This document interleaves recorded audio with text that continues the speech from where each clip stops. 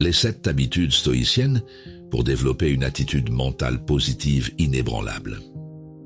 As-tu déjà réfléchi à ce qui fait véritablement la force d'un mental positif et inébranlable?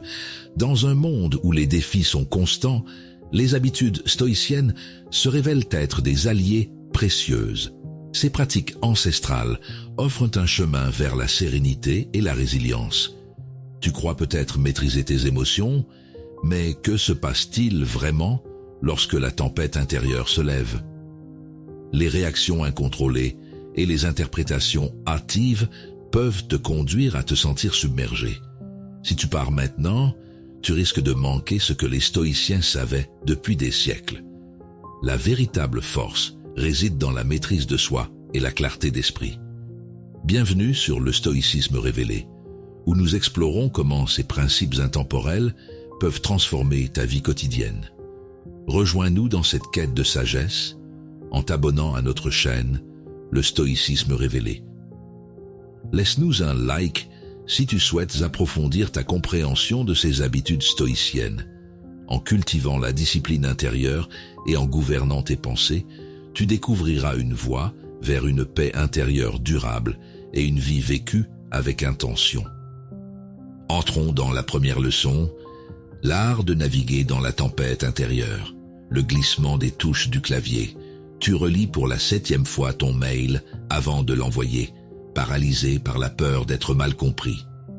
Tes doigts hésitent, ton souffle se fait court, et tu t'imagines déjà jugé.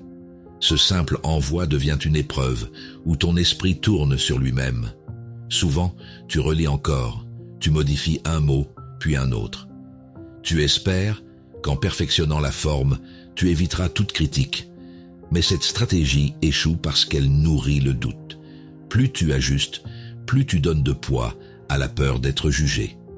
Lorsque ton esprit est en tempête, ton jugement se brouille. Ce n'est pas l'événement, le mail, le regard ou la remarque qui te trouble, c'est ta façon de l'interpréter. Les stoïciens appelaient en cela le pouvoir du jugement. Distinguer ce qui dépend de toi de ce qui n'en dépend pas. Comme le disait Sénèque, nul n'est plus malheureux que celui qui n'a jamais connu le malheur. Autrement dit, sans confrontation à l'inconfort, tu restes prisonnier de l'opinion des autres, le silence de la maison endormie. Quelqu'un te reproche ta sincérité comme si c'était une faute. Le visage reste neutre, mais en toi monte une brûlure familière, celle du malentendu. Une simple phrase te renvoie à cette même peur d'être rejeté pour ce que tu es vraiment. Ces situations révèlent notre crainte de jugement. Au lieu de chercher à corriger chaque mot ou chaque geste pour plaire, fais une pause avant d'agir. Demande-toi, est-ce que je choisis ma réaction ou est-ce que je subis leur perception? Concrètement, ça veut dire répondre avec clarté plutôt qu'avec justification. Utilisons ces pensées pour renforcer notre calme intérieur. Je fais de mon mieux. Leur jugement ne définit pas ma valeur. Je ne contrôle que ma clarté. Je suis clair dans mes intentions. Je reste simple et direct. Comme le rappelle Épictète, il n'est pas de signe plus sûr de l'ignorance que d'accuser autrui de ses propres maux. Concrètement, ça veut dire que blâmer l'autre ou soi-même ne fait que détourner l'attention de ce qu'on peut réellement améliorer. Voilà ce qui se joue quand tu apprends à naviguer dans ta tempête intérieure. Reconnaître que ta réaction t'appartient entièrement. Cette semaine, rappelle-toi simplement cette phrase ancrage. Je choisis ma réaction, pas leur perception. Explorons la 2e leçon, la transformation de la souffrance en force. La résonance des mots dans ton esprit te poursuit. Tu ressasses une remarque blessante entendue il y a des semaines, chaque syllabe revenant comme une égratignure qui refuse de cicatriser. Le silence autour de toi semble amplifier cette petite phrase, comme si elle avait pris racine dans ta mémoire. Tu sens le poids d'un simple souvenir, occupé toute ta journée. Souvent, la réaction instinctive est de rejouer la scène encore et encore, à la recherche d'une issue plus juste ou d'une réponse plus forte. Mais ce mécanisme ne libère rien, il entretient la blessure. Plus tu repasses le film, plus tu lui donnes du pouvoir. Ce que tu crois maîtriser t'enchaîne en réalité. En ressassant, nous nous épuisons inutilement. Le principe stoïcien ici est simple. Faire ta part puis lâcher. Tu agis sur ce qui dépend de toi, ton attitude, tes choix, puis tu cesses de vouloir contrôler ce qui t'échappe. Comme le disait Épictète, on n'est pas pauvre pour avoir peu, mais pour désirer davantage. Autrement dit, plus tu veux que les choses soient différentes de ce qu'elles sont, plus tu t'appauvris intérieurement. La fatigue qui s'accumule sans repos vient aussi quand tu passes une journée à penser à ce que tu aurais dû répondre. Chaque pensée relance le malaise, chaque souvenir redonne vie à l'humiliation initiale. Tu crois corriger le passé par la réflexion, mais tu ne fais que le revivre sans fin. La boucle se ferme et t'épuise. Ces pensées nous empêchent d'avancer. Au lieu de chercher à effacer ce moment ou à te justifier mentalement, observe-le comme un fait clos. Concrètement, ça veut dire accepter que cette scène appartient déjà au passé et qu'elle ne peut plus être rejouée. Répète-toi, je libère mon esprit pour avancer. Ce détachement ne nie pas la douleur, il l'empêche simplement de gouverner ton présent. Transformons les ruminations en force intérieure. J'avance sans retour en arrière. Je ne rumine plus. Je progresse. Je laisse partir le passé. Je me concentre sur l'instant présent. Je transforme ma douleur en force. Comme le rappelle Épictète, ne dis pas de ta femme ou de ton enfant « je l'ai perdu », dis « je l'ai rendu ». Concrètement, ça veut dire que chaque perte ou blessure devient supportable quand tu cesses d'y voir un vol et que tu y reconnais un passage. Voilà ce qui se joue quand tu choisis de lâcher ce qui t'empoisonne. La souffrance cesse d'être un poids et devient un appui solide pour grandir autrement. Cette semaine, applique-le à une seule pensée qui te retient encore et regarde comme elle perd sa force dès que tu cesses de la nourrir. Observons la troisième leçon. Quand la résistance cède à l'acceptation. Le halo bleu de l'écran sur ton visage. Tu te rends compte que tu viens de passer 90 minutes à faire défiler un fil sans rien retenir. Ton esprit est agité, tiraillé entre culpabilité et frustration. Tu sens une fatigue sourde, comme si chaque minute perdue pesait davantage que la précédente. Tu t'en veux de ne pas avoir su arrêter plus tôt. Tu promets de mieux gérer la prochaine fois, mais dès qu'un moment vide se présente, ta main repart vers le téléphone. Cette lutte répétée contre toi-même te laisse plus épuisé que conscient. Lutter contre ce qui est inévitable cultive notre frustration. Tant qu'on refuse d'admettre certaines limites, celles du contrôle, de la distraction ou du temps, on se condamne à résister en vain. Accepter ce qu'on ne peut pas changer n'est pas renoncer. C'est orienter son énergie là où elle a un effet réel. Comme le disait Sénèque, c'est l'âme qu'il faut changer, non le climat. Autrement dit, ce n'est pas le monde extérieur qu'il faut corriger d'abord, mais la façon dont tu y réagis, la chaleur montante de la colère. Une insulte publique te laisse bouillir plusieurs heures. Tu rejoues la scène dans ta tête. Imagine des réponses parfaites trop tardives. Pendant ce temps, celui qui t'a blessé a sans doute déjà oublié l'incident. Nos réactions nous bloquent dans la résistance. Au lieu d'essayer d'effacer ce qui s'est passé, reconnais simplement que c'est arrivé et que tu ne contrôles ni les mots des autres, ni leur jugement. Ce que tu contrôles, c'est ta réponse. Respirer avant d'agir, détourner ton attention, choisir ton prochain geste plutôt que ton ressentiment. Je choisis d'accepter ce que je ne contrôle pas. Passons à l'acceptation des choses telles qu'elles sont. Je reprends les rênes de mon attention. Je ne m'accroche pas à la colère. Je me concentre sur ce que je peux changer. Je laisse l'inutile glisser. Je choisis où va mon énergie. Comme le rappelle Marc Aurèle, la mort est telle que la naissance, un mystère de la nature. Concrètement, ça veut dire que certaines réalités échappant à ton emprise, les accueillir sans lutte allège ton esprit. Voilà ce qui se joue quand tu cesses de résister à l'inévitable. Ton énergie revient là où elle compte vraiment. Cette semaine, applique-le dès qu'un contretemps survient et répète-toi calmement « Je choisis d'accepter ce que je ne contrôle pas ». Suivons la 4e leçon, la révélation de la paix au milieu du chaos, la lumière qui baisse sur la terrasse. Tes petits-enfants te disent donc qu'ils préfèrent rentrer plus tôt chez eux, alors que tu avais tout préparé pour le week-end. La table encore dressée, les verres à moitié pleins, et ce sentiment d'effort inutile monte en toi. Tu restes un instant immobile, partagé entre la déception et l'envie de leur faire comprendre tout ce que tu avais prévu. Souvent, dans ces moments-là, on se crispe. On cherche à convaincre, à retenir un peu de ce qu'on perd, comme si insister pouvait réparer la déception. Mais cette réaction alimente seulement la tension et étouffe la joie du moment. Plus on s'accroche, plus on s'éloigne de la paix qu'on espérait préserver. Le chaos extérieur ne doit pas pénétrer notre paix intérieure. Garder son calme quand l'autre perd le sien, c'est choisir de ne pas laisser l'émotion dicter nos gestes. Comme le disait Marc Aurèle, combien ils sont plus cruels, les effets de la colère, que ses causes. Autrement dit, c'est souvent notre réaction excessive qui blesse plus que l'événement lui-même. Elle transforme une simple contrariété en conflit inutile. Le silence qui s'installe, ton train est annulé sans explication, le quai se vide, tu restes seul avec ta valise. Autour de toi, des voyageurs s'énervent contre les agents ou leur téléphone.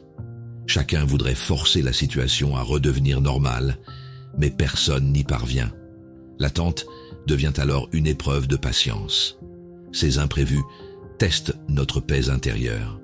Au lieu de t'agacer ou de chercher un responsable, respire lentement et observe ce que tu peux faire maintenant. Prévenir ton contact, t'asseoir, lire quelques pages ou simplement regarder les gens passer. Concrètement, ça veut dire reprendre ton pouvoir là où il est, dans ta réaction immédiate. Je reste calme, quoi qu'il arrive. Réagissons avec calme, même face à l'inattendu. Je garde mon calme, c'est à moi. Je suis patient, même dans l'attente. Je fais la paix avec l'incertitude. Je savoure le moment tel qu'il est. Je trouve la paix dans le désordre. Comme le rappelle Épictète, il y a des choses qui dépendent de nous et d'autres qui n'en dépendent pas. Concrètement, ça veut dire que ton énergie doit aller vers ce que tu peux ajuster, ton attitude. Voilà ce qui se joue quand une déception vient troubler tes plans. Elle devient une occasion d'apprendre la patience plutôt qu'un affront à réparer. Cette semaine encore, répète-toi simplement « Je reste calme, quoi qu'il arrive ». Découvrons la 5e leçon. Quand l'esprit embrasse la sérénité, le vide soudain laissé par l'échec, un projet sur lequel tu comptais s'effondre du jour au lendemain. Les mails restent sans réponse, les plans soigneusement établis tombent à l'eau. Le silence de ton téléphone te rappelle ce que tu perds, plus qu'il ne t'indique ce qui reste. Souvent, tu ressasses, tu cherches le responsable, ou tu t'en veux d'avoir cru que ça tiendrait. Tu t'épuises à rejouer les étapes, persuadé qu'un détail aurait pu tout changer. Mais cette réaction ne fait qu'entretenir la frustration. Elle tente de corriger un passé déjà figé. Les pertes soulignent l'importance de nos réactions. Les stoïciens rappelaient que seule notre attitude dépend vraiment de nous. Ce qui compte, ce n'est pas la chute du projet, mais la façon dont tu accueilles sa fin. Comme le disait Sénèque, ce n'est pas parce que les choses sont difficiles que nous n'osons pas, c'est parce que nous n'osons pas qu'elles sont difficiles. Autrement dit, c'est souvent la peur de perdre le contrôle qui rend l'épreuve insupportable. La sensation glacée de la perte revient quand un objet auquel tu tenais se brise accidentellement. Le bruit sec du choc te fige, puis vient cette impression étrange d'injustice face à une simple chose inerte. Pourtant, cet instant montre bien combien notre attachement dépasse parfois la valeur réelle de ce qu'on perd. Ces pertes révèlent ce qui est vraiment sous notre contrôle. Au lieu de t'accrocher à ce qui s'est brisé ou effondré, observe ta propre réaction. Choisis le calme plutôt que la plainte et cherche comment avancer avec ce qui reste. Je contrôle ma réaction, pas l'événement. Transformons nos pertes en opportunités d'apprentissage. Je m'adapte au changement. Les objets viennent et partent. Je reste maître de mes émotions. Je rebondis après la chute. Je me concentre sur ce que je peux faire.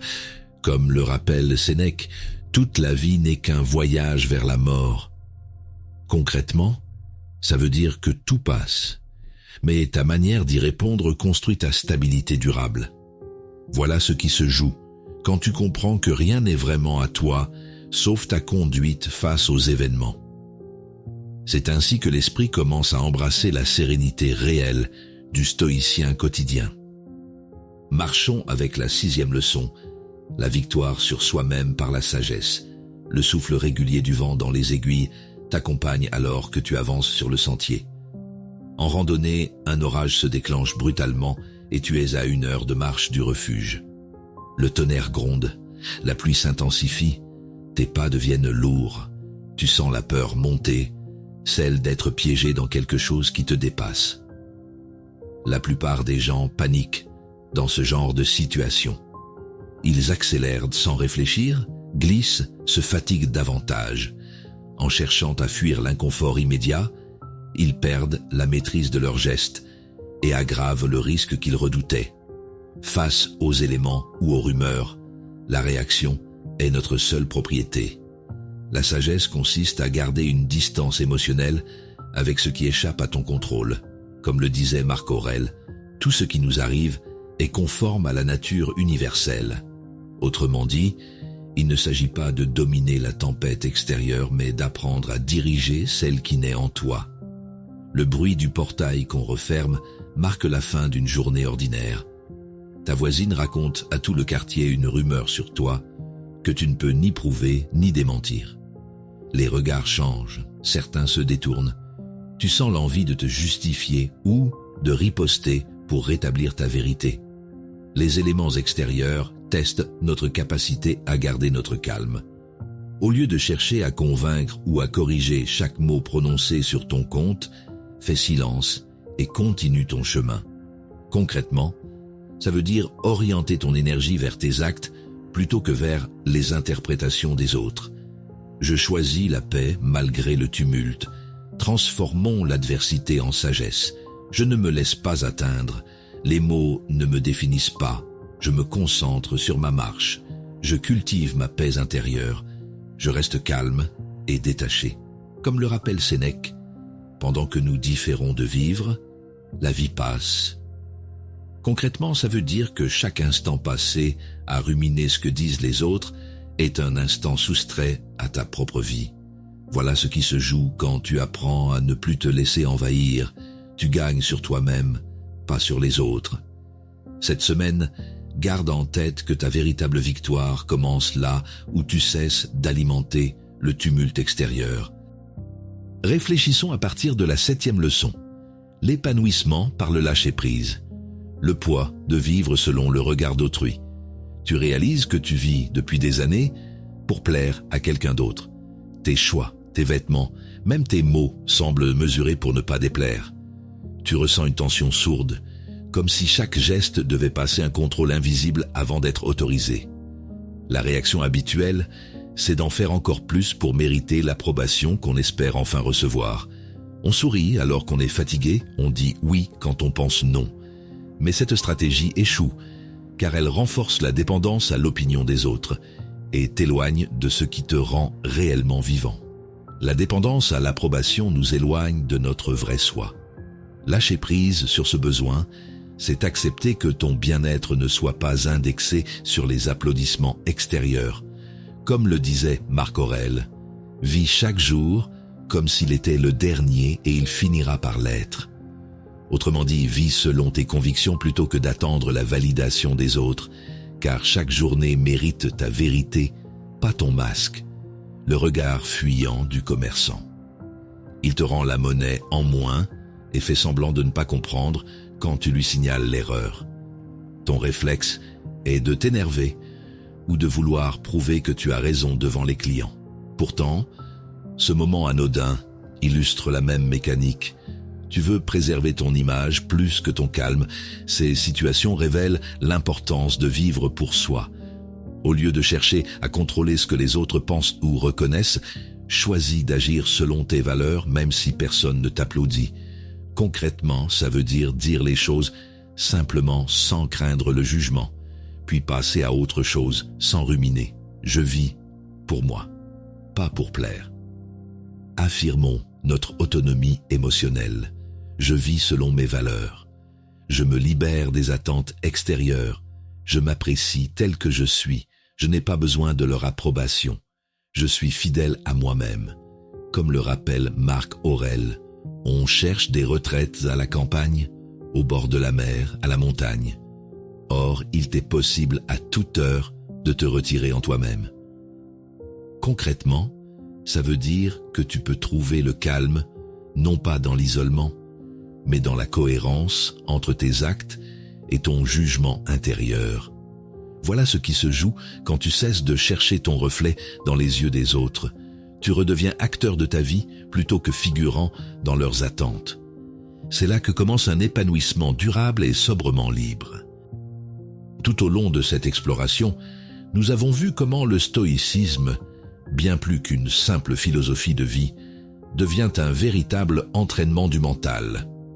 En adoptant des habitudes concrètes, chaque jour, tu avances vers une victoire sur toi-même. Celle de transformer la réactivité en maîtrise, la peur en lucidité et le doute en confiance. Ce chemin intérieur n'est pas une quête de perfection, mais un engagement envers un progrès constant. Celui d'un esprit plus fort et d'un mental positif face à l'imprévisible. Aujourd'hui, tu sais que la sérénité ne vient pas des circonstances, mais de ta capacité à y répondre avec sagesse. Comme l'écrivait Marc Aurèle, la vie d'un homme est ce que ses pensées en font. Cette nouvelle réalité t'invite à vivre pleinement chaque instant avec la conscience du memento mori, non pour craindre la fin, mais pour honorer le présent. Car chaque journée vécue selon les principes stoïciens est déjà une victoire sur soi-même et un pas de plus vers cette paix intérieure durable que rien ne peut ébranler. Alors, avant de quitter cette vidéo, partage dans les commentaires quelle habitude stoïcienne tu choisis d'intégrer dès aujourd'hui dans ta routine. C'est en échangeant nos expériences que notre communauté grandit et s'élève ensemble. Et si tu veux continuer à nourrir ton mental positif et ta résilience intérieure, abonne-toi à Le Stoïcisme Révélé pour ne manquer aucun épisode de cette quête vers une force tranquille et lucide. Souviens-toi, le monde extérieur change sans cesse, mais ton pouvoir réside dans la stabilité de ton esprit. Garde toujours à l'esprit le memento mori, non comme une fatalité, mais comme une invitation à vivre avec intensité et sagesse. Parce qu'au fond, maîtriser son mental, c'est déjà conquérir sa liberté.